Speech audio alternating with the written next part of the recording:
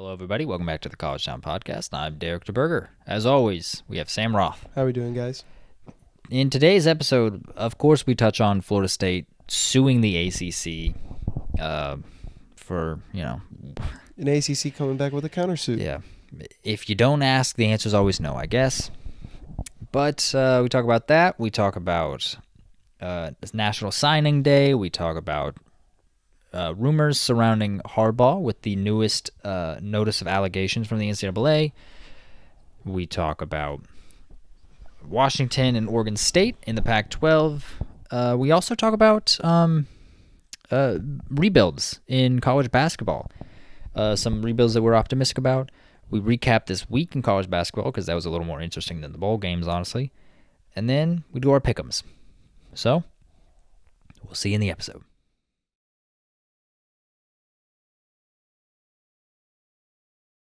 Tis the season, everybody. Bowl season, that is. Sure is. Yeah, I didn't think about what I was going to say before I started talking. But here we are. Yeah, and here we are, Derek DeBurger, Sam Roth, College Town Podcast. Let's do it. Absolutely. Yeah, a lot of meaningless bowl games happened. Also, not a lot of basketball because a lot of teams are on break. Yeah. So It's kind of a slower-ish week, if you would say. for game, yeah. Yeah, but news-wise, There was a lot. and we'll get to it. I mean, let's talk about Florida State first because that's Massive one. that's the big one. They are suing to try and get out of the grant of rights. They're suing the ACC, Yes. and the ACC filed Good a luck. countersuit against them as well. Interesting. Yeah, so Didn't know about the or countersuit. or their board of trustees, to be exactly, because Yeah. they voted unanimously to try and argue that they're not arguing the process of how to get out of the ACC. They're arguing the amount it costs to get out of the ACC. That So- doesn't sound. So it's all money basis right now, from what I've gathered. It's all about they're filing a lawsuit to challenge the penalties, the withdrawal penalties. Yeah, that's interesting. I mean, it makes sense why they're doing this. They went undefeated, and now they aren't in the playoff. Yeah, I mean that's not their fault though. No, it's not, but It's not the ACC's fault, but I mean I know the reason they didn't get in is because they were an ACC school. right. And It's a guilty by association. if yeah, you will. the committee very much was like, you're ACC, then you're no good. You're 13-0. You might as well be playing Conference USA. I was like, no. There's a difference between Liberty and Florida State, but like, Right. Most Yeah. definitely. so I read a little bit about the lawsuit. Let's see how good their lawyers are, but ultimately, to me, this seems frivolous. Seems like a dead end. Yeah, it is. What it is it's It's like a last ditch attempt. it's them trying to get out without actually leaving the ACC, Right. I mean, there which is is a smart thing to do. there is a legal way to leave the ACC. It just requires a ton of cash.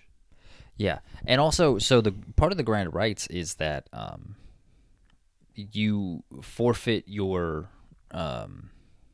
like media rights until the current ACC contract is up, which is 2036. So not only do you have to pay all that money, your school's not very valuable until 2036. So Right. like it You're receiving no revenue from TV till 2036 if you leave the ACC. yeah, and so it kind of begs a question. I don't think this is going to shock anybody, but we're not lawyers here. But I don't know how attractive that makes someone. Oh, Like entering a new conference, because Florida State's trying to get out. They have not gotten an offer from the SEC. No, the rumor is that, and this is all jargon nonsense, but it's a rumor, and we're just going to play with it right now. Okay. The SEC has no intention of letting Clemson or Florida State join, but they also wouldn't want them to join the Big Ten either. So here's the thing about that, though. They can't join the Big Ten. As it stands currently, the Big Ten only lets in AAU schools, which is Association of American Universities. It's basically it's an academic thing. Right. It because the Big Ten likes to pretend that they actually care about academics. They got some good schools up there. They do have some good schools, but they pretend like they care about it. Just saying. If the rumor is true that their next two targets are Virginia and North Carolina, That makes sense. North Carolina was just taking paper classes. Right. So they really don't care about academics that much. But anyway, yeah, AAU it's a collection of like R1 schools or Research 1 schools, which is like the highest ranking for an academic university. And so you can't be in the AAU if you're not an R1 school. And then even when you are an R1 school, you have to be like top tier to get into the AAU. And the Big Ten only lets AAU schools in currently. So let's say Granite Rights, Florida State wins, Granite Rights, the deal to get out becomes $1. You know? Right. They get out, they can't go to the Big Ten. No. So if the SEC doesn't want them, they don't have anywhere. Big 12. Big 12, yeah. You think they're, I mean, they could go to the Big 12 for a That little is the bit. argument, is that if they leave to go to the Big 12, is that an upward move or a lateral move? It's downward right now. Is it though? Money-wise, yeah. Really? Because ESPN is not going to renegotiate. They have proven they're not going to renegotiate the contract. And currently, I think ACC schools make like $41 million. Big 12 schools make like $32 million. Like it's a drop-off of $9 million. Right. And I think their contract is much, much, much shorter. So they're going to be able to renegotiate sooner. So it might be more attractive to leave now rather than be stuck in 2036. It might be Maybe. a go down and go up in terms of money because, also the other argument is like, as far as like unfortunately I'm going to say it this way, it's not the correct way of saying it, but the important sports in the sense of like revenue Yeah. streaming sports. The revenue generating sports. Real Big 12, quick. Big 12. That is crooked. Can I fix that? Yeah. Keep talking. Yeah, but what all I'm saying is like I noticed that like the Big 12 has good basketball right now and good football right now. They are losing a little bit of they are losing Oklahoma and Texas right now, which is unfortunate for football sense. But as it is overall, it's like Big 12, you could argue right now, is probably the best conference in basketball.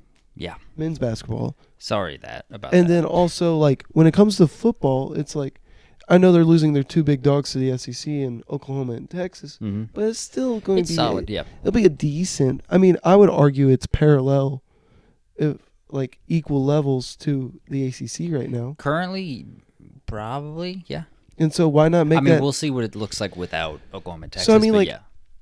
I don't see a world where Big 12, if they have the opportunity, doesn't take a program like Florida State or Clemson if offered. If offered, yeah, but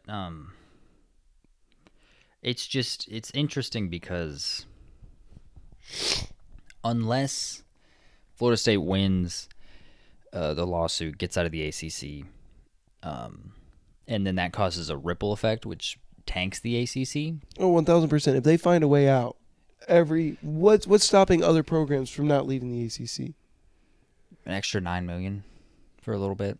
Like, because let's say this: if the grant rights is null after the lawsuit, what's stopping like an NC State or a Virginia Tech from just riding out that extra $9 million in what is now an easier conference that's easier to get to the playoff, and then jumping ship to the Big 12 once the Big 12 is getting close to renegotiating? It's a thought, but also I feel like you want to try and stay in the spotlight if you're those programs. You definitely don't want that. You want a spot in the boat. You don't want that drop off.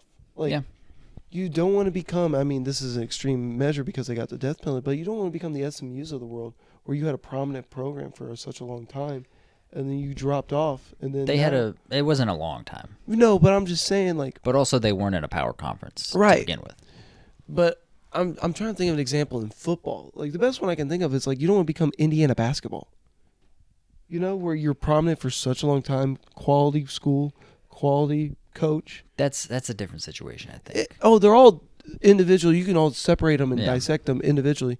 But I'm just saying, like, you want to stay relevant. Relevancy is what's most important, in my opinion. I think the most apt comparison would be University of Chicago football. Jeez. Because they were in the Big Ten. It was 100 years ago. I know. Actually, it was, closer Longer. to 80. Woo. Yeah. But other news that is similar, Oregon State and Washington State won their court hearing with the other schools leaving leaving the Pac-12.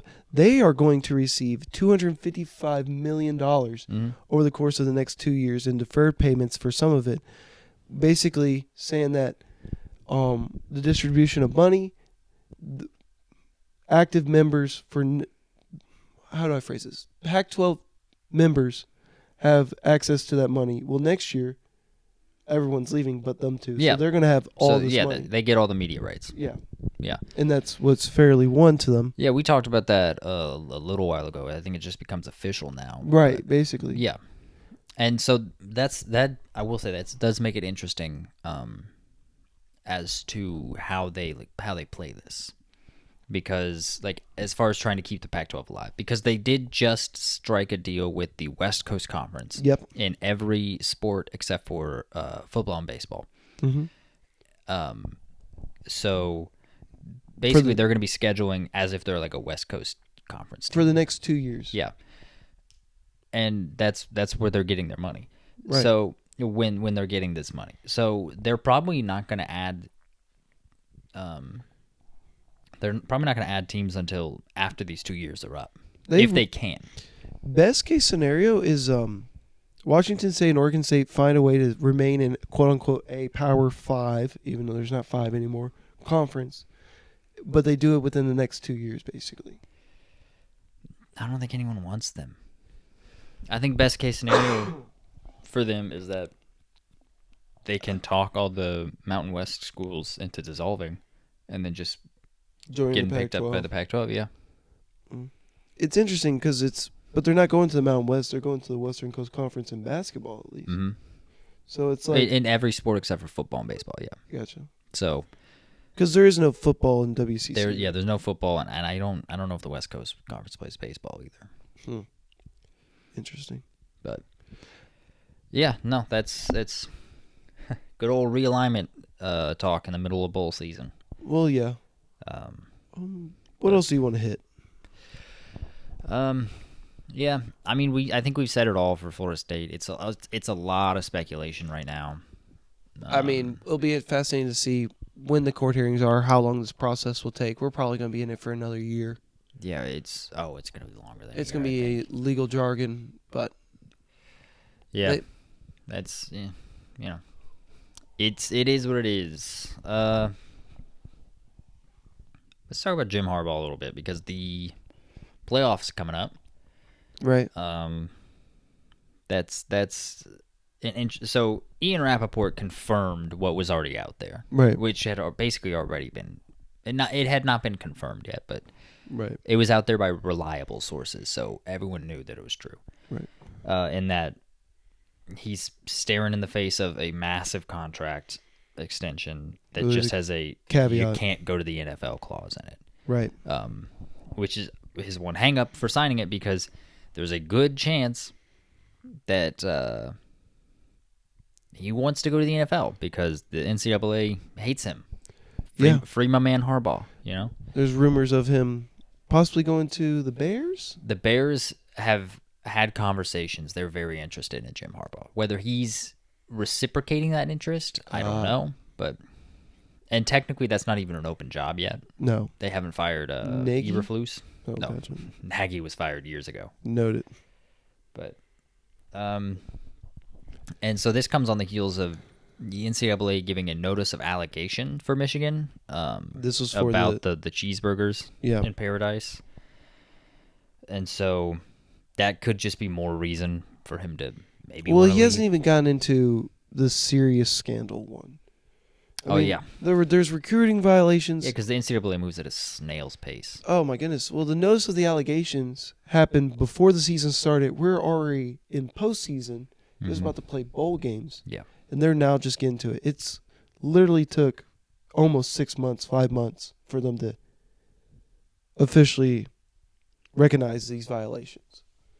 Because all the self-suspensions were done by Michigan. Mm-hmm. It's kind of crazy that Harbaugh was suspended twice in one season for 2 different scandals. Once at the beginning of the season, it was 3 games? One was self-imposed and one was by the Big Ten. The Big Ten. Yeah, the NCAA didn't suspend him for the sign stealing stuff. For either of them. Yeah. Well, because the NCAA takes so long to do anything. Right. You know, like the whole like FBI stuff that took, I think last year maybe, or whenever Kansas got there. Kansas was the last one to get a punishment, and it took forever. Here's my question for you: does self-imposing punishment before actual notice of punishment even comes do anything for the university? Has it even shown? Historically it has. Really? Sorry, we're a wreck here.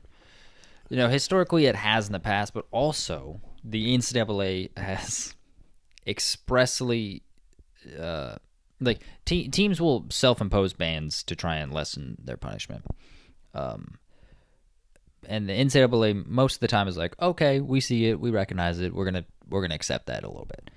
Sometimes the teams have self-imposed like a postseason ban, and then the NCAA has been like, you're right, you did the right thing, we don't care, we're still gonna punish you, because the NCAA is so fickle that there's zero consistency. I wish there was and there never will be. I wish there was like bylaws to say like X, Y, and Z is done, X, Y, and Z punishment, like levels.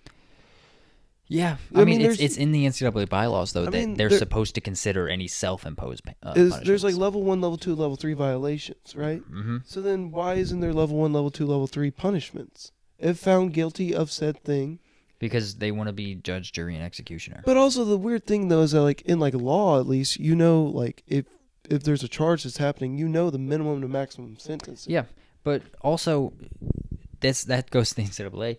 They punish more for sports like basketball than they do football because they don't control the postseason for football.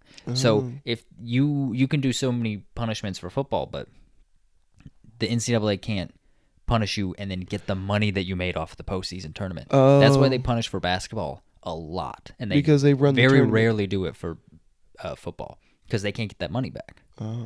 It's ridiculous. Yeah, very ridiculous. But all that to say, the NCAA hates Harbaugh right now. Well, yeah. They're moving at a snail's pace, so who knows when both the cheeseburger stuff is going to happen and the sign stealing. Like when he would receive punishments for that. Like he could really, really get this program rolling, and then they're like, yeah, you can't go to the postseason this year. 6 years after it happened or whatever. Right. And so I think he also just knows that he's guilty. Oh, absolutely. Yes. So he knows he's guilty. Yeah. So it's like, do you take the money and just realize that you're going to be in a bad situation? In a pickle. Right. Or do you just jump ship and then the university faces punishment? Because something's going to happen to Michigan. There's so much evidence, at least from the sign stealing standpoint. Yeah. Cheeseburgers, I could care less about. There's evidence, but who cares? Like, he paid for cheeseburgers for some kids. Like, I don't care. No one cares about that. No. So. Then the rumor is that if he goes to the NFL, Brian Kelly of LSU is going to potentially leave LSU and go to Michigan. That would be interesting. I felt like he just joined LSU a year or two ago. 2 years ago. He jumped ship from Notre Dame to go to LSU. Yeah, and it's because I think when he left Notre Dame for LSU, it was very big. Like, a lot of people took that as a sign of like, oh man, the college football's changing. There's no jobs that you just don't leave anymore. And it's like, maybe, but it's also like, if those rumors are true, right? And that could just be his agent putting that out there. Right. That's very, very likely. His agent just trying to get more money. Right. Treat a new job as a new contract. Yeah, as a bargaining chip. Yeah. But if that is true, I think that's just a Brian Kelly thing. I don't think that's like a... Yeah. I mean, Lincoln Riley also left Oklahoma for USC, but Right. But also the contract that he was offered, how do you not say yes to that? Yeah, I don't know. It's interesting. It's massive. Signing day happened. Yep, signing day. So what do you think? National signing day. National signing day for football just happened for early enrollment. That's what it was. Yeah, it's the early period. Early period for National Signing Day. There is still another one that can happen in February, I believe. That's the official. The official signing day. But these are national for signing day, guys but who this are... has become more important. Right, because guys get on campus for spring ball now. Yep. And what was your major takeaways from it? Major takeaways. It's hard. I think this is. Bear with me here. I think that recruiting services in all sports, like 24/7, ESPN and Rivals. Right. In my opinion, On3 is the worst about this in all sports. I think On3 is terrible about this, but I think all of them do it to a degree, which is, let's say, a 3-star kid commits to Alabama in football. Right. All of a sudden, he's a 4-star kid. Nothing changed. He could have not played a single down. Nothing changed. It's just that he's going to Alabama. Right. So he's a 4-star now. 5-star kid commits to Illinois in football. They're going to bump him down to a 4 or a 3-star. That's what they do. It's the recruiting rankings. Obviously, there's a lot of thought, effort, energy that goes into these. Right. They scout for a very long time. It's not going to be a perfect rating system. No, it never will be. And I think this is what you're getting at. Yeah, it never will be. But also, I think that they just bump people and drop people so that they can get the blue bloods higher rankings. Mm. Interesting. So I think it's hard to take into because so many of the top classes were SEC schools, right? And I think that's people being like, they're SEC, well, 4-star. Well, year in and year out, it's like that. Yeah. It is interesting to watch. My biggest takeaway was Colorado only has 6 commits in high school. Yeah, that's an interesting thing. Different coaches are taking different strategies, I think. Can you do this now in football where you just have a new team every year? You just transfer in everyone every new year? Like, you don't need a base anymore? Because usually it's like you got a foundation with your incoming freshmen, and then you build off of that. Like, this guy will be a player either immediately, year or 2 years, or whatever. Now with the portal, it's like you kind of just plug and play, it seems like. Yeah, so I think we talked a little bit about that last week before we got interrupted. But yeah, so I think that's a different approach that some coaches at some schools are taking, because Colorado, as charismatic and as much gravity as Coach Prime has, they're not going to be able to hang with LSU in recruiting high schoolers. They're just not. LSU is going to get more 5-stars. Well, here's a take. They're going to get more 4-stars too. Do you think that Deion just doesn't care, and he's only doing it for his sons, and then once his sons are gone, he's gone? You've said that. I don't think so. Really, you don't? Yeah. What's he got? Like a year left? Yeah, he's got 1 year with Shadur. At least I don't know if Shiloh. How long? I think Shiloh's older. Right. So it's like he's got 1 more year where his kids are still in ball. Do you think he just a take out here is that he's just using Colorado to elevate his kids, and then he's gone and he goes to a different program? I don't think so. I mean, brighter and greener pastures in Colorado are out there for sure. Yeah, but he has to be focused on Colorado to get to those greener pastures. I don't think he's just doing it for his kids. I think he really wants to coach. I know he has followed them coaching-wise. Yeah. As far as he coached them in high school for a little bit. Jacksonville State. Yeah, he coached Jackson State. Yeah. If And you didn't correct, I was just going to go with it. I mean, and now Colorado. Yeah, but I don't think it's just for his kids. I think he wants to be a coach. We'll see. I would not be surprised if Deion leaves after next year. They've got to have a good year. Yeah. But anyway, I don't think Colorado can compete as far as high school recruiting on a consistent year-to-year basis with the top programs. Like Notre Dame's going to out-recruit them for high schoolers. It's never going to be close on a year-to-year basis. There can be a year where it's like, holy crap, this team just like recruited out of their mind. Like, what happened, you know? But it's never going to be so consistent. And so I think what a lot of programs that a lot of schools are trying to do is, I've seen, you know, it looks like Kentucky's doing this, Syracuse under Fran Brown, who's their new coach, Louisville, Colorado, Ole Miss to a lesser degree, because they're in the SEC. They can recruit high school players like that. But I think they're trying to, like, okay, let's just get good high school kids. Let's bring them in. Let's coach them up, get them in our system, have them as depth for a while until they're ready to play. But positions that we need, we're going to go heavy in the portal. Right. So that, because that's a way you can rebuild fast. You can win now with that strategy. You can do win now.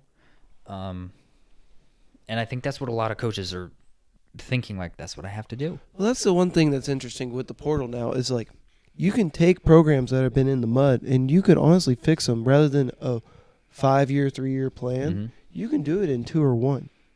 Yeah. You can become relevant just like that if you hit. TCU made the title game in first year of Sonny Dykes because of the portal. Yeah. They had a ton of portals, a ton of transfers. I mean, you just got to hit, though. It's a high-risk, high-reward scenario. Absolutely. Because what happens if you bring in this guy to be the guy, and he's just not the guy? That can happen on a wide scale, too. That happened with Michigan State. Michigan State was TCU before TCU. They popped off and had, I think, an 11-2 year season. And everyone was like, oh, my God, Michigan State, they are building something there. Running behind Kenneth Walker III. Yeah, and then the next year, all the transfers that they brought in didn't work out. Same thing with TCU. Didn't really work out this year. Yeah. So, you know, we'll see. It's almost like one and done in basketball, but just one and done. Transfers. It's basically that. Yeah, I think it is, and I think that's what you have to. You've got to do that. You need that experience. I will admit, as a fan, I kind of hate it.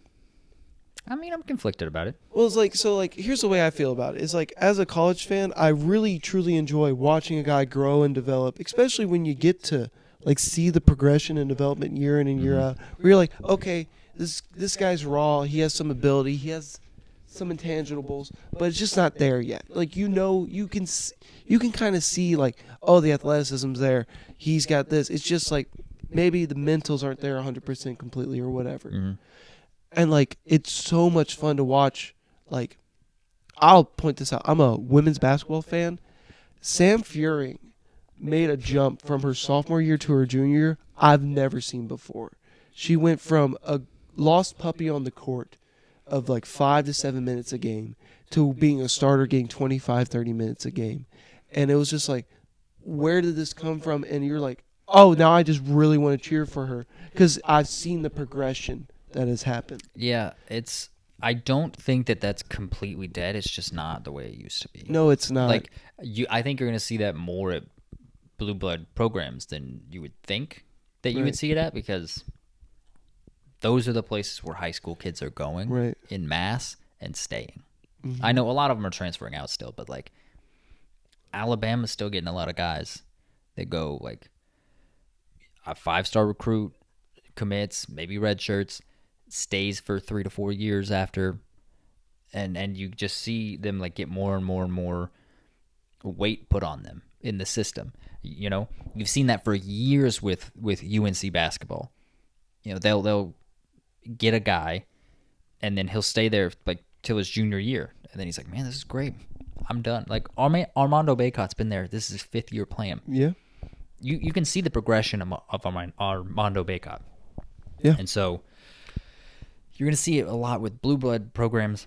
You're not going to see it as much with Colorado's. Well, see, the rough part about it is that with the transfer portal now is that you're not going to have smaller time programs be in the limelight more. They're going to have that 1 year of shininess, and then odds are that player is going to enter the portal for greener pastures. Yeah. And it's unfortunate to see, but it's going to happen. Yeah, but good for the player, you know? Oh, absolutely. The fact that they were able to maybe not get the offers that they wanted and had to go to a lesser known program and then built up and show what they're capable of. I mean, great example of that is Max Amos?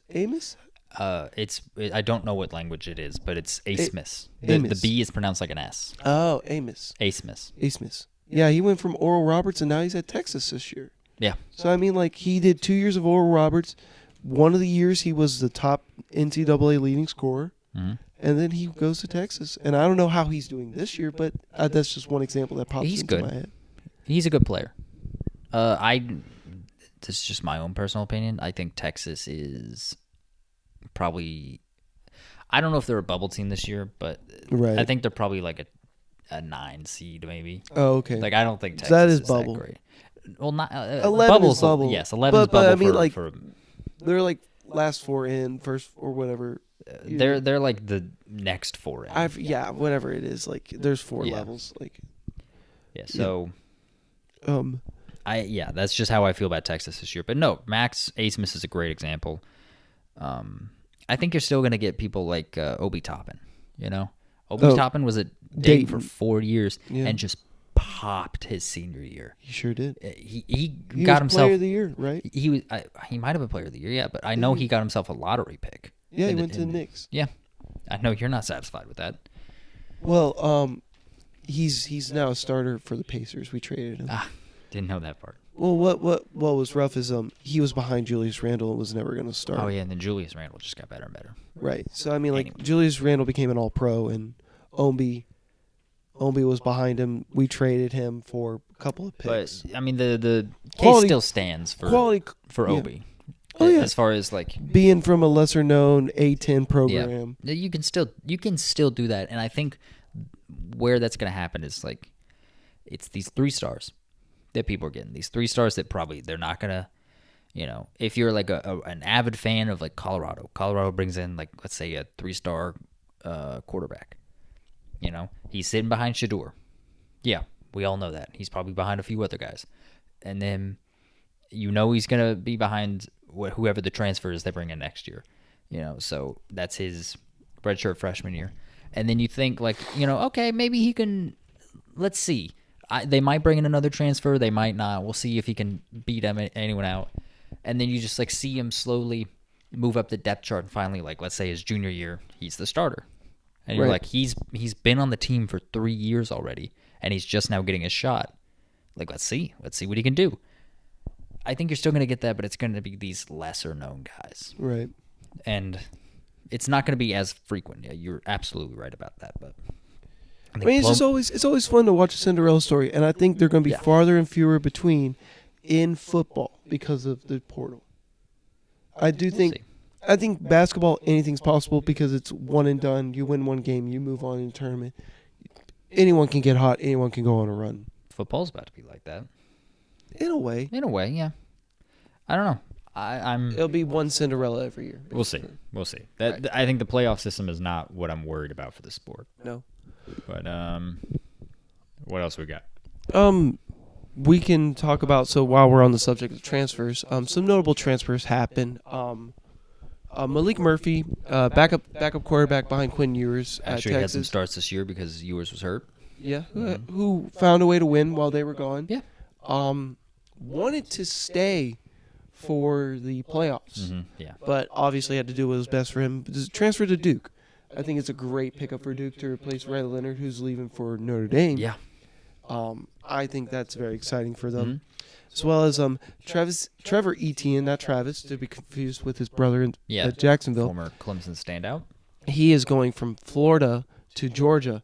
Florida fans are not happy, obviously. It's interesting with Florida because one of the biggest reasons that they brought back Billy Napier is because they had a loaded recruiting class. And this National Signing Day was horrible. Fell apart.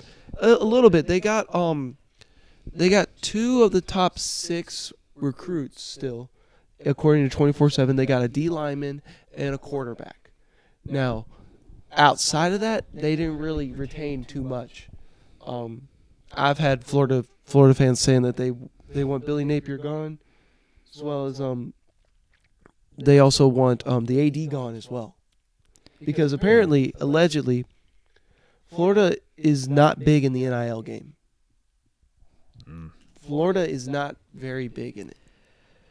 That's interesting because I they know. promised what, like $16 million to Jalen Rashada, Right, who, exactly. by the way, still as of today, as of recording, has not transferred out of Arizona State. He's in the portal, though, I thought. You sure? I thought he was in the portal. Hey, keep talking. I'll look it up. But I just think it's very crazy to think that basically Florida was once a very prominent, powerful school 15 years ago, and now it's like, what is happening? Because, I mean, like, arguably, Trevor Etienne was their best player last year. Him and that wide receiver, I forget his name, were their best player. Wide receiver is Pearsall. Yeah. I can't remember his first name, but Pearsall. Yes. So he's in the portal? I don't know. I'm still looking. All right. Well, all I'm trying to think about is, like, I mean, Florida's falling apart, basically, and it's very sad to see. To go from the era of Tim Tebow and what the Pouncey twins and Hernandez and all these other players, it's kind of ridiculous to think that it just seems like they're not in the NIL game anymore, which is just so unfortunate. Yeah, I don't understand when like it's changing. The landscape of college sports is changing. You have to keep up with it. Like Tennessee's athletic director straight up said, like, we want to be NIL university. We want to be known for having the best NIL, which I think is a great thing to say. Oh yeah. And for they were one of the schools that just jumped on NIL. Right. They were Times are changing. Yeah. You either get on the boat or get left behind, basically. Mm-hmm. It is interesting though because like there's other recruits like the five-star safety KJ Bolden flipped from Florida State to Georgia and said that basically he's taking less money to go to Georgia than Florida State. But his reasoning why he goes NIL, he literally said NIL is short-term money, NFL is long-term money. I feel like Georgia's going to prepare me better to go to the NFL than, and so he's playing the long game here. I do wonder, does he have a point there where there is a balance between Yes. the short-term money and the long-term money? If you know that you've got a path to the. But I mean, like, do you think you can't have both? You can't go for the most amount of money and then also turn out to be the best player you can be to go to the NFL? I mean, sure you can. Every situation is different, but Right. like, if you play on defense, if you're a skill position player going to Georgia, that's huge for your NFL prospects. You know. Yeah. I mean, so is Florida State. But I mean, I was about to say, like, how big of a drop-off is it from Florida State to Georgia in the sense of being drafted? I think it's just exposure and also Kirby Smart seems, as of now, he seems like a better coach than Mike Norvell. I think Mike Norvell's a good coach. You know? I'm not saying he's a bad coach by any stretch of the But Kirby is imagination. one of the elite coaches right now. Yeah, he's kind of top of the sport at the moment. Yeah, honestly, until someone knocks him off. Him, Saban, and Harbaugh, they're up there. Yeah, But it's hard to argue that. yeah, so I think I will say it's interesting. I wonder if this played a little bit of a factor with the guy flipping from Florida State to Georgia, but Florida State has had a lot of people transfer. Florida State and Texas A&M are two schools that have had people transfer expressly because they were promised NIL, a certain amount of NIL money. And never received it. They didn't get it. So it seems like they're over-promising and not delivering. It's interesting, but, you know. Is it just a way to get a kid there? And then Yeah. it's like, yeah. Absolutely. It's a very unfortunate I think practice. that's a terrible approach to take, but, you know. Well, also then it'll bite them in the butt. They'll get a reputation like that where you don't go there. If you do it long enough, yeah. Oh, absolutely. You can't do that year in and year out. Yeah. Because then you have no backbone to stand on. You have nothing. Mm-hmm. How is someone going to trust you if you're offering that and they can't receive it? Yeah. All right. Well, let's do a few more quickie stories in football, and then we'll move on to basketball. I mean, there's some good heartfelt stories going on Yeah. here. Yeah. You do the Montana State one. That's good. Yeah, so basically Montana State University donated $3,000 to Montana's marching band to help them pay for the trip for the FCS title game. Jeez. Whew. You got that. Title game, yeah. It's very wholesome. I mean, like basically, it was a fellow university helping out a marching band. Not just fellow university, they are rivals. Yeah. They are heated rivals Right. in the same state, and I think it's just great yeah. sportsmanship, great show, and it's also they're gonna have a very tough game against South Dakota State, right? yeah, It's gonna be a very hard game. very So I mean, tough like, game. and the fact that the band gets to travel with it, I mean, like, these are also the other factors that you just don't even think, because we cover FBS for the most part. Oh, there's enough money there. $3,000 is going to the second string snap holder. Yeah, but the school's not paying that. No, but you know what I'm saying, though. Yeah, there's more money in it. Oh, 1,000%. Yeah, so Yeah, that's nice, cute little heartfelt story. When is that game? that is January 9th. Gotcha. I believe that is a Tuesday. Gotcha. It's Okay. the day after Day the after. FBS Gotcha. championship. Yeah. So that is I think there's a lot of people who are fans of schools that would kind of scoff at that. They're like, I want if our rival school can't afford to send their marching band, let them burn. I don't Right, care. exactly. Why are we helping them try to win Yeah. a game? It's nice though, Yeah. It's very nice. They know. I think probably the idea for Montana State is that high tides raise all boats in this in the state of Montana for football. Oh, yeah. And yeah, good Yeah. on them. But another one we got Clemson. This is a weird one. Is it, though? I mean, I'm not surprised by this. I'm not I at feel all like, surprised I feel like either. there's been multiple reports of this incident happening at Clemson. at Clemson, Oh, yeah. I I feel like we've already covered another player who had a similar experience.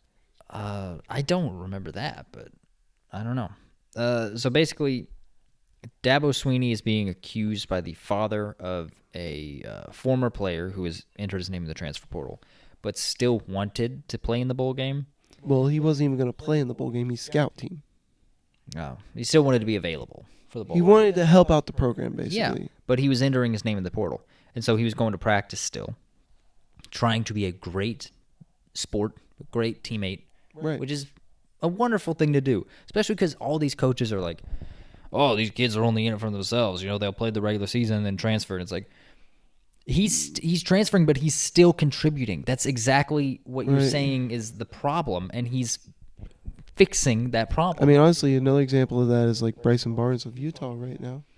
Played in the bowl game. He's transferring, but he played Right, because they don't have a quarterback. horrible, but he played. But anyway, back to Northwestern's got a good defense. I don't want to trash Bryson Barnes. right. But anyway, back to his name's Jared Kennard, I believe is how you say it. Jaden Kennard. Jaden Kennard. His dad played at Clemson from '79 to '83, Yeah. and all this information came back on his dad's Facebook post, where he basically just said like his son was belittled and treated poorly basically the entire time. The last two practices basically didn't get any attention from Dabo until he announced that he was entering the portal. It was belittled, verbally and mentally abused on the last two practices. He said his teammates tried to cheer him up and everything and try to basically tell him like it's all right or whatever, And it was like if Dabo just didn't want him to be there and be like, if you're transferring, transfer now. I don't want you on the practice field. He should have just said that, but that was not said. Yeah. I think he just wanted to break the kid, basically. I think he was trying to put his head on a stake and be like, see, this is what happens. when you This is transfer. what happens. Be made an example It's out a of. joke. It's a joke. Dabo, Times are changing, and he doesn't like them. he's not changing with the times. Oh, absolutely not. He's an idiot for it. Like, It'll be the demise of Clemson. We've already seen it. They had 4 losses this year. yeah. We'll see how relevant they are next year. Yeah, let's see what they do in the bowl game. It's stupid. They do play Kentucky. I know, but Kentucky's got a good defense. Right. It could be an ugly game. Mhm. Yeah, it's sheer stupidity and narcissism from Dabo Sweeney. I mean, that's Right. all it is. That's all it is. Like, we'll see if a lawsuit comes from this. I doubt it. Doubt the lawsuit's going to come from it, but I mean, like, there is something to be said about Dabo just being I mean, I feel like this is the second Yeah. report that we're reporting on of this happening. I don't remember the first, but I feel like it was earlier last year. Yeah. yeah.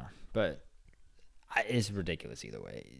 Dabo Swinney is a joke, but all right. Do you want to talk about the South Alabama fight, or do you want to move on to basketball? I mean, we can just talk about it briefly. It was a blowout of game. Oh, South Alabama won like 59-10. And that's kind of real quick. This is going to something that I have thought for a little bit. I think the MAC is terrible this year. I think they are probably the worst conference in football. Well, South Alabama kind of showed that. Yeah, because South Alabama was like a middling team in the Sun Belt. Destroyed Eastern Michigan. Right. It's weird. So, I don't know. From what I saw in the video, it seemed like South Alabama had a tradition where they do something with the band after the game. They were in the corner of the end zone. Yeah, a lot of schools have something like that. Right. And they were like enjoying the moment with their fans. They just won a bowl game, you know. Game's over. Yeah. And basically, I don't know who or what, but an Eastern Michigan player just came up and decked this dude, basically. Yeah. From behind. Yeah. It was probably like just guys that were like lined up against each other all game. They were just jawing at each other back and forth, and then he took it too far. Like, it's ridiculous. Well, he went out of his way. Your sideline's over here, his sideline's over here. He's in this corner of the end zone. Mm-hmm. You run across the field to get 60 yards. Yeah, I don't know.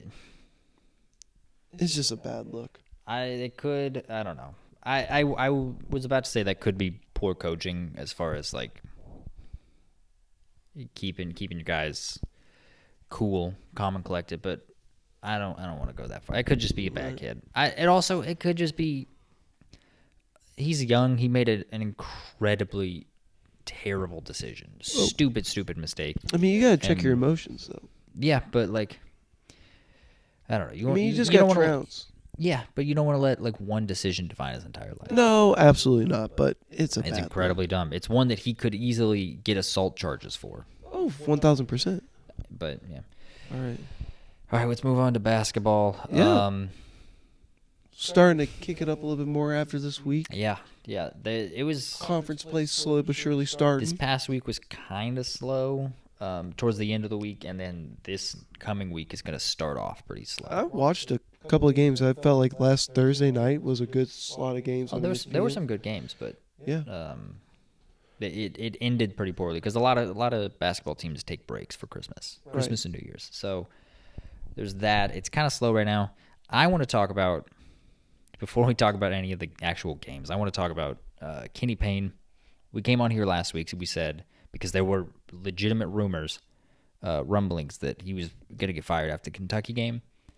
Louisville got destroyed by Kentucky. And then the athletic director came out and said, we're retaining him. Yeah. So here's the insider information is he was ready to pull the trigger. He was probably going to fire the entire staff and bring in a new staff to replace him. And then the administration said no because of money. Oh, yeah. So it's just it's a joke. Like, Kenny Payne is one of the worst hires of all time. Like, he's up there with like Ewing from Georgetown. Ewing won more games than him. Yeah, but he had years where he went over in conference play. Yeah. It was just terrible. I'm just saying, so basically, like, it basically just seems that Kenny Payne is going to stay out for the entire year. Stay coach for the entire year. Maybe. More or less because of money. It depends on if it gets toxic enough. I think if it gets toxic enough, he'll get canned mid-year, but it's gonna have to get real bad because. I mean, what's worse than losing to your rival by 20 points and all the fans expecting it? I don't know. It really doesn't get much worse. He's literally not. He's recruiting Carter Knox for the next class. It's Kevin Knox's brother, 5-star recruit. Right. Other than that, not recruiting a single other recruit. Other than that, it's like they're not even trying. The entire staff is terrible. Kenny doesn't know what he's doing. He's in over his head. He's lessening the value of the program. Yep. And the thing is, his contract, like most contracts in basketball, the buyout doesn't drop until April 1st. You fire him April 1st. That's already way too late. That is way, way, way too late. Like, transfer portal has been up for like 3 weeks at that point. You're lost there. A lot of the coaches are probably hired by other schools, even though I've got a feeling Louisville's going to be the big fish in this coaching carousel. I mean, you got to know that the job's going to be available. There's no way he's around for another year. No. That's terrible, but I want to, again, voice your grievances. We're not going to talk about it again until he's officially fired, because it's just terrible. It's god awful. We'll do coaching talk then once it's official, but I want to talk about some programs that I think are in a rebuild and are moving in the right direction. Go for it. The first one is Seton Hall. Seton Hall, they hired Shaheen Holloway off of his Elite Eight run with St. Peter's. Okay. Yeah, I think it's a phenomenal hire. They just beat number 5 UConn this past week. Second year in a row that they beat UConn. There you go. He's a defensive coach. He's gritty. He's young. He's energetic. I think he's fantastic. And they're slowly improving. So the Big East, the Big East was the one with the most upset. That was. I mean, Providence beat Marquette, Seton Hall beat UConn, and Villanova beat Creighton. Mm-hmm. So your 3 top dogs in the Big East all went down, not to each other. Yeah, and it's literally as soon as conference play started for them. It's exciting stuff. Yeah, God, I love basketball. Oh, it's fun. Yeah, so Big East is going to be fun to watch this year. It's going to be very fun, yeah. So, and then part of the reason why they fell is because the Big East is solid. Like the teams that they all lost to, Providence, they're like 11-2, 12-2, something like that. They've had a very good year thus far. No one's talking about it because Ed Cooley left. Oh. Which I'll talk about him in just a second, but they're good still. They are so good. They've got talent. I think they just promoted from within as far as their head coach. They're a team that you can't really sleep on. Villanova, jury's still out on Kyle Neptune as head coach, but they've got talent. It's big shoes to fill. It's very big shoes to fill. Being the guy after the guy is not easy. No, it is not. But they have talent. They have a lot of talent, and they showed that against Creighton, beating them. And then, of course, Seton Hall, I think they are on an upward trajectory as far as the program goes. Yeah. That rebuild wasn't crazy. It's just because Kevin Willard left for Maryland and kind of took everyone with him. Huh. Because, it's not like Shaheen Holloway didn't get hired because the coach before him was terrible, and he's got to rebuild it from the ground up. It's just Kevin Willard left.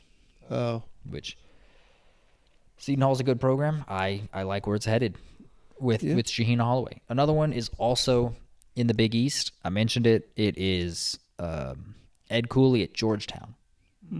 Great hire, I thought. I thought it was a fantastic hire. If I were them, I would have gone after Rick Pitino. I think they could have gotten him, but they chose to go younger. They chose to go with Ed Cooley, who is also a great coach. Georgetown's not very good this year. They're like 7-5 right now, which is a bad non-conference record.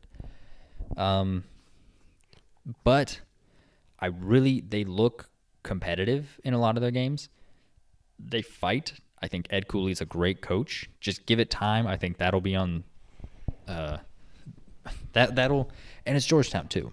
I know Georgetown has lost its luster because they've had a string of bad coaches, a long list of really bad coaches, in a row. But I think they're going to be back eventually. That one's going to take longer than Seton Hall, and then the one that's going to take longer than all of them is Notre Dame. Oh God. Yeah, Notre Dame is god awful this year. Louisville might be better than Notre Dame. Notre Dame is so That's saying bad. Something. They're so bad. But the thing is, they've got Micah Shrewsbury, who I'm pretty high on. I like Micah Shrewsbury. I think he's a good coach. They run a fast pace, especially on defense. They press all game long. They're terrible. They are awful. But he's a good coach. So give it time. Give it time. They'll be back. They'll be they'll be making noise in the ACC. Mike Bray was, he was there a little bit too long, but I like where Notre Dame's headed, even though they are god awful this year. That's gonna be a long rebuild, but I think it's gonna work out. All right. Those are my 3 teams that are rebuilding to watch out for. So Notre Dame, Georgetown, Seton Hall. that, yeah, and I'm only bringing it up because I've just been watching basketball this year. I've caught some of their games, and I'm like, okay, they're not very good, but like I like where they're headed. Okay. So You can see the development. yeah, yeah.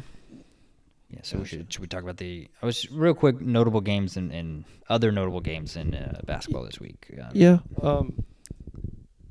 I thought Memphis beat Virginia, right? They did. I just had that flip flopped. That I literally thought that too. Yeah, Memphis beat Virginia. 77-54. Yeah. UNC beat Oklahoma 81-69. Pretty bad. Yeah. Eliminated another undefeated team. Yeah. Duke beat Baylor 78-70. Yeah, Baylor's skid kind of continues a little bit. Yeah. I will say that game was in New York City. They played that Madison Square Garden. That's kind of like a home game for Duke. Really? A lot of people go to Duke, graduate, move to New York City. Interesting. Whenever Duke plays in New York City, there are a ton of Duke fans there. Gotcha. All right, And then you got FAU beat Arizona in, I believe, a double overtime. double overtime. That was a huge game for FAU, especially with their loss earlier in the year. Right. I don't know. I don't think you can really punish Arizona that much for that loss. Oh, I don't think so either. But I think they're both, like, as far as like rankings go. yeah, you can't punish Arizona very much for that loss, but FAU you can absolutely reward them for that win. Yeah. I mean, Dusty May. Before Dusty May was hired, they only had 1 win against the top 25 team all time. Now they have 6. How about that? Yep. All right. And phenomenal coach Dusty May. He's gonna be. Eventually, I think he'll be the Indiana head coach because he was a grad assistant under Bobby Knight. Mike Woodson. Yeah. But Yeah, those are the notable games. It'll be interested to see what happens as the season progresses and where these teams stand. This next week is going to start out a little bit slow, but then once conference play starts, we're back, baby. It kind of already has started for some conferences. For some, but they're still taking breaks. Right. So it was weird. Like the Big Ten had like 1 game in November and then took off. Because that's how Northwestern beat Purdue. Yeah, well, Big Ten was the first to do that. They started doing like a little tease game, if you will. Yeah. So kind of don't like that. I do and I don't. But anyway. All right, on to the pick'ems. We bear with us.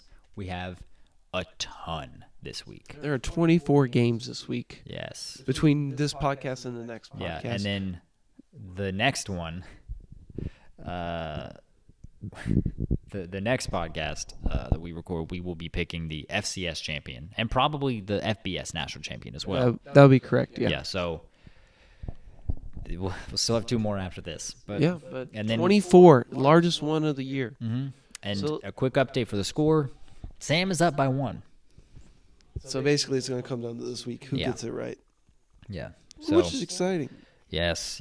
Without further ado, we already picked Bowling Green, Minnesota last week because the game is going to start before this episode airs.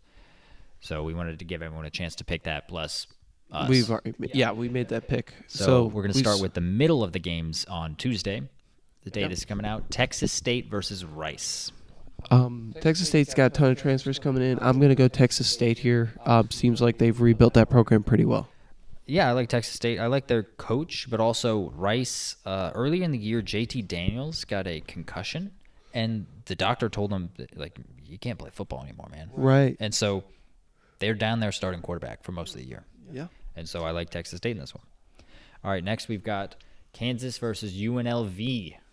Kansas has practically rebuilt that program. Lance Leipold has done a fantastic job rebuilding that program to such an extreme extent. Mm-hmm. It's great. I'm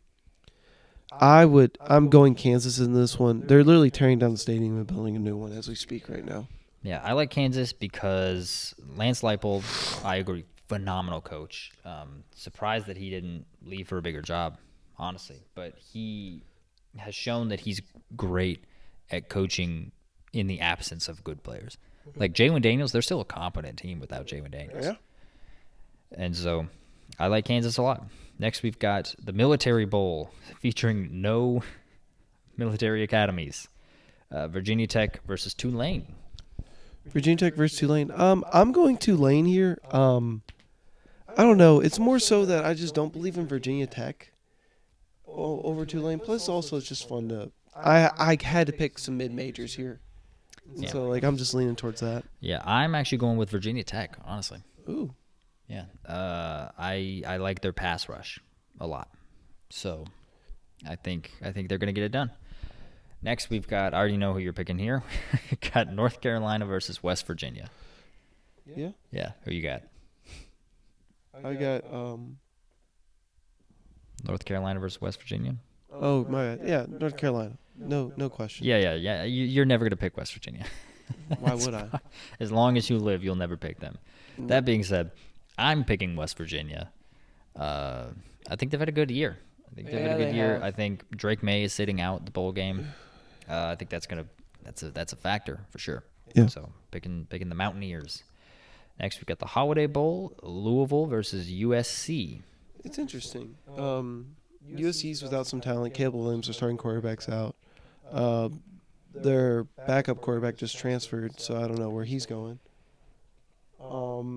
They're without quarterbacks, but then Louisville's also going to be without their two best playmakers on offense. Yeah. Gerard Jordan and Jamari Thrash. Still give me Louisville in this one. I'm still believing that Louisville offense against a crappy USC defense. And it'd be interesting to see what the limelight is without your best player with USC in that offense. I'll give you a hint. It's probably Isaac Garendo. He's still playing in this game. He's been great in the absence of Gerard Jordan. I'm picking Louisville as well. USC has so many people not playing. This is a game of just two teams that were just on opposite trajectories all year long. USC was like top 5 preseason.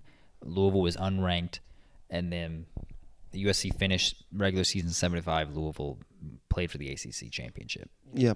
This is one team that really wants to cap off their season with a win, and another team that's like, let's just get out of here.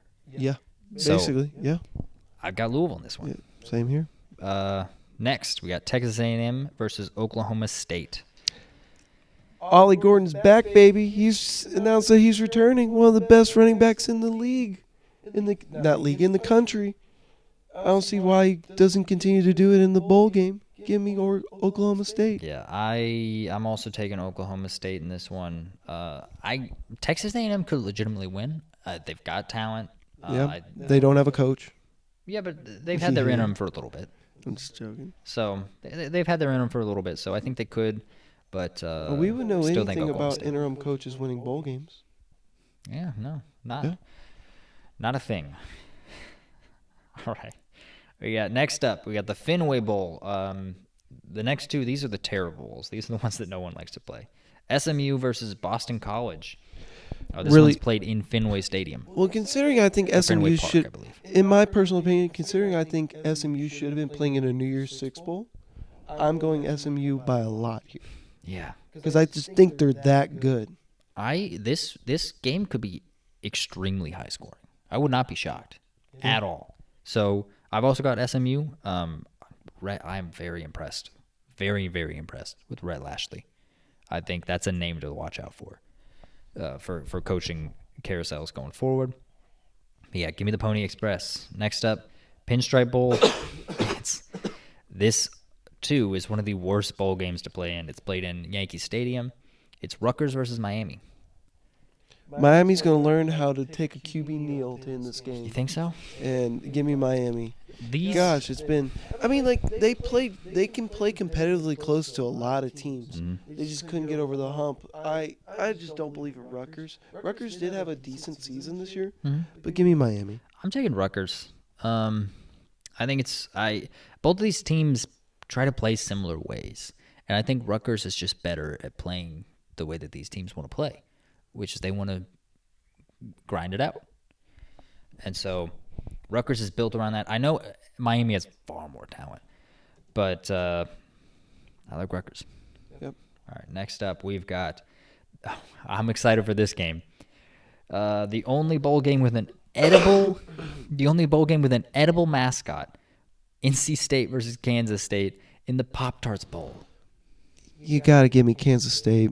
Chris Kleiman is a really good coach, plus the fact that NC State's going to be without Peyton Wilson this game. That's huge. Well, he was Defensive Player of the Year. Yeah, he's a monster. He's a very good player. Give me Kansas State in this one. Yeah, I was this close to picking NC State. I really was, but it's Chris Kleiman. Chris Kleiman is the reason that I am picking Kansas State. I just think with all that time to prepare, I believe in Chris Kleiman more than I believe in Dave Doran. So, give me the Wildcats, baby. I think they're going to be eating that edible mascot. All right, next up, the Alamo Bowl. We've got Arizona versus Oklahoma. Part of me, interesting matchup. Personally, yeah. Part of me wanted to pick Oklahoma, but the issue is like, who's their quarterback? Who's their O-line? Who's filling in where? Like, who do they have? Like, Dylan Gabriel's gone. Arizona has become hot as of late. I mean, to be fair, I don't think it matters as much with bowl games because you have a month to prepare, basically. Exactly. You can kind of cool off by then. Right, exactly. But, I mean, like, Arizona finished off the year strong. Oklahoma almost had some slip-ups against UCF. Controlled their destiny to make it to the Big 12 championship, and they didn't do it. I mean, just give me Arizona. Yeah. I like Arizona because of a very similar reason to why I like Kansas over UNLV. Jed Fish has shown he can, if players are gone, like Jaden Delora started off the year as their quarterback, and they were pretty good with Jaden Delora. And then he got hurt. Noah Fifita turned out to be really good. I think he won the starting spot, but he still showed that he can coach a team to a win without its top guys. And so that's kind of what bowl games come down to now. And so I like Arizona in this game.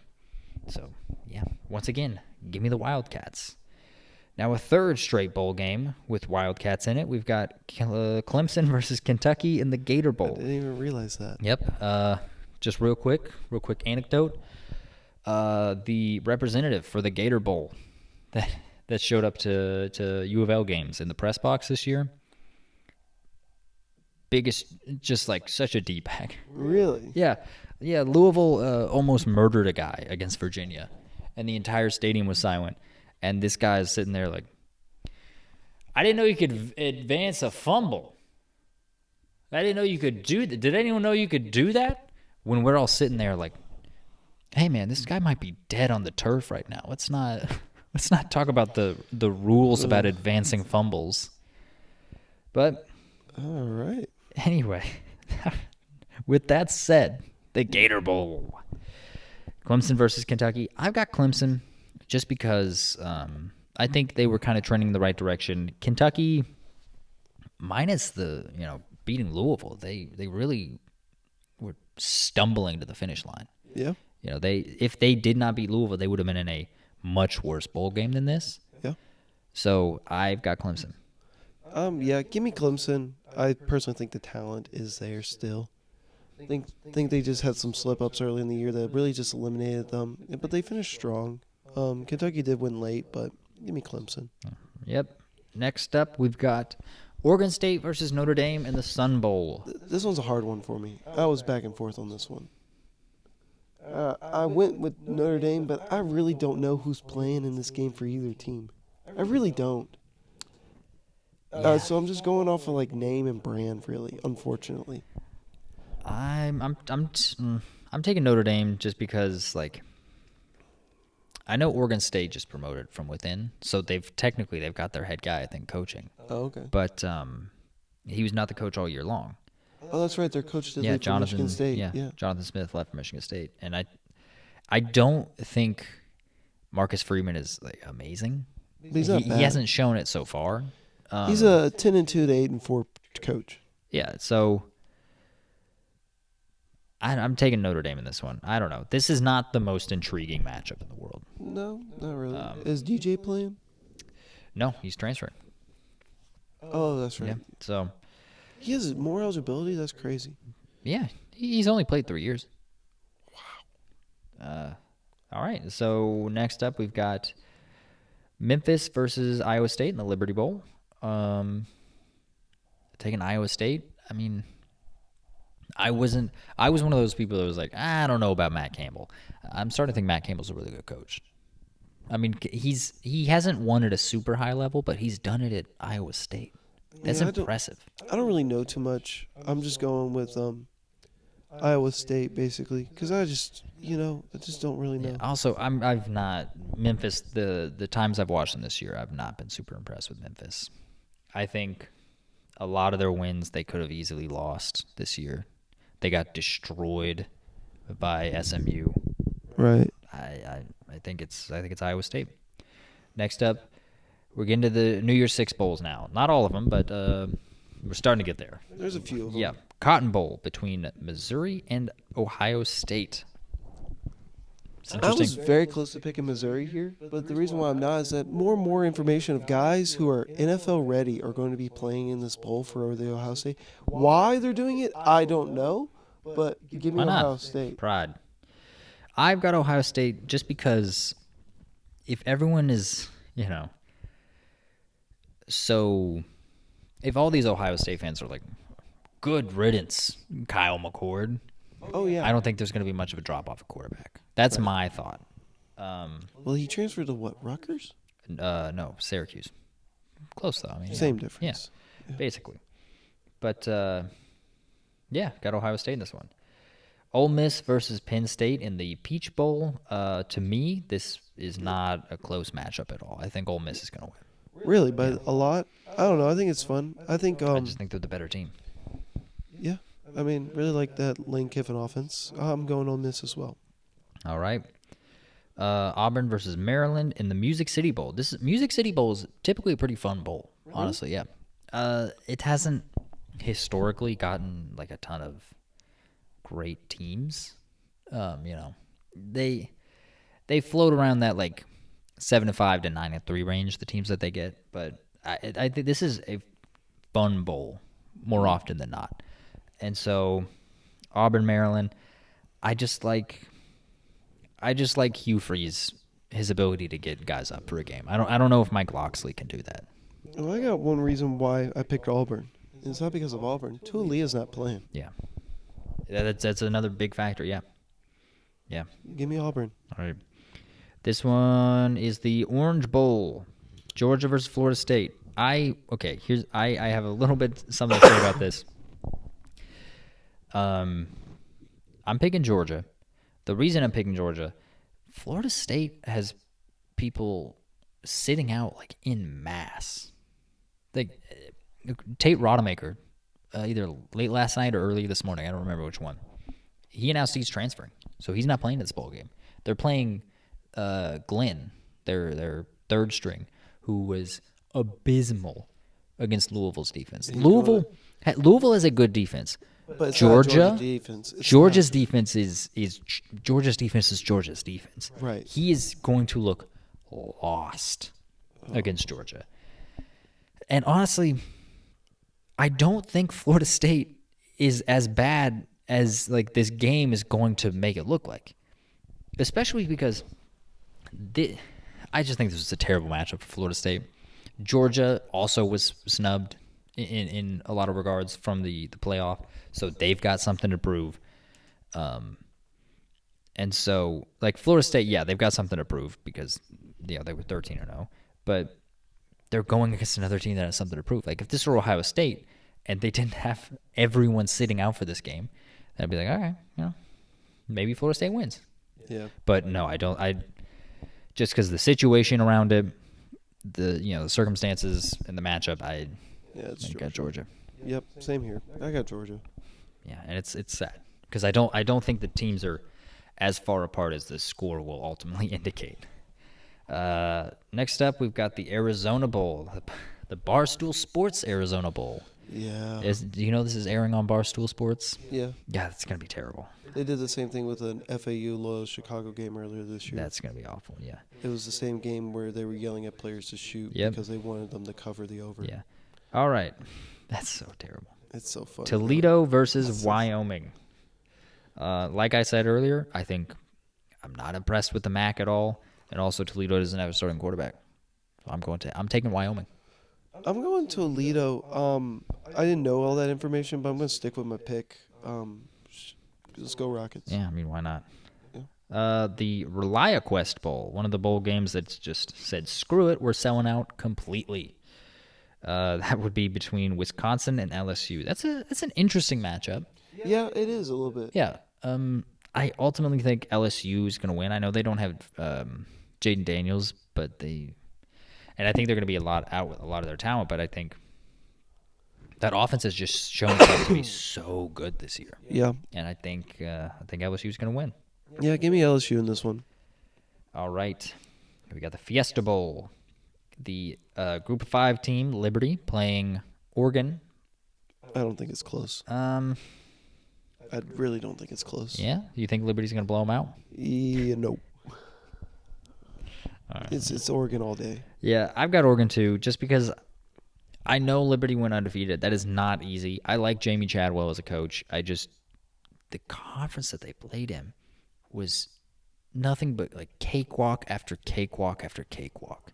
Yeah. It was ridiculous this year. It was such a bad year for the Conference USA. I still don't think it was as bad as the MAC, but yeah. All right. Next, we've got the Citrus Bowl. This is interesting. Yeah, we've got Iowa versus Tennessee. Yeah. Tennessee, very high-performing offense, unless you play Missouri. Iowa, very high-performing defense all year. The reason why they're basically in this bowl game. Mm-hmm. I'm leaning towards Tennessee because I just want to know if Iowa can score. That's the only issue. It's not that I don't believe in Iowa's defense to get stops. It's that can they control field position to let Iowa's kicker get in field goal range? Yeah, I'm going with Iowa in this one just because I think they're kind of going to punch Tennessee in the mouth a little bit with just how stout that defense is. It's a very good defense. But my thoughts on it is I could easily see Tennessee winning because I don't think it's such like this wouldn't be Iowa playing USC. You know, it's not like ridiculous on one side and then woefully pathetic on the other side. Tennessee has a defense at least. You know, they can score, but they have a defense at least. So I could see Tennessee winning, but I'm going with Iowa in this one. All right.